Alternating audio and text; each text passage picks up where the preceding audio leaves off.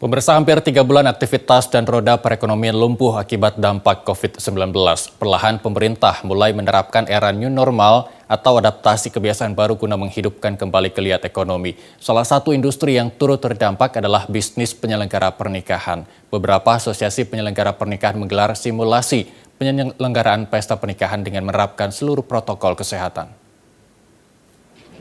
Seperti inilah proses simulasi pelaksanaan pesta pernikahan yang digelar oleh para penyelenggara pesta dengan menerapkan protokol kesehatan untuk seluruh prosesi pesta.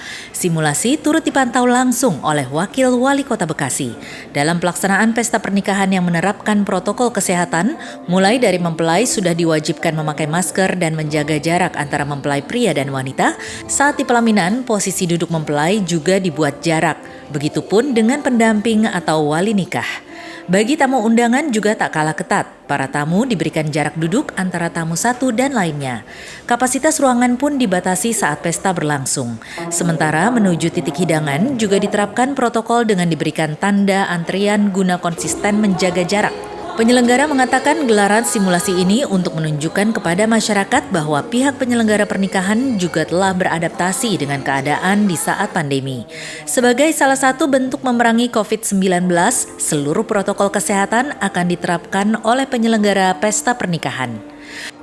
Ia menambahkan jika gelaran pesta tak kunjung diizinkan, maka kondisi perekonomian bagi para pelaku industri ini akan semakin hancur dan tentunya tidak sedikit unsur yang terlibat dari sebuah prosesi pernikahan akan juga turut gulung tikar.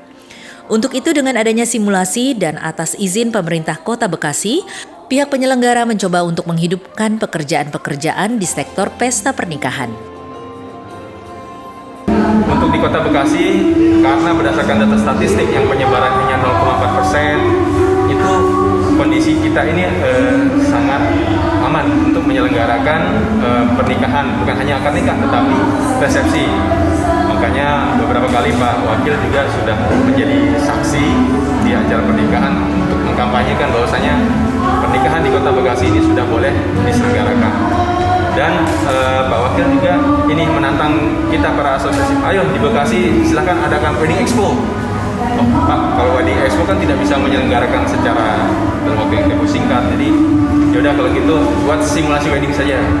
Kalau daerah lain itu membuat simulasi wedding untuk meyakinkan pemerintah supaya ada izin. Kalau di Kota Bekasi ini izinnya sudah ada. Nah sekarang kita membuat berdasarkan izin untuk mengkampanyekan bahwasanya Kota Bekasi sudah aman menyelenggarakan resepsi. Ya. Sementara itu, Wakil Wali Kota Bekasi Tri Adianto Cahyono mengungkapkan bahwa setiap kegiatan harus mematuhi protokol yang telah ditetapkan. Pihak pemerintah Kota Bekasi mendukung dengan mulai bergeraknya kegiatan penyelenggaraan pesta pernikahan.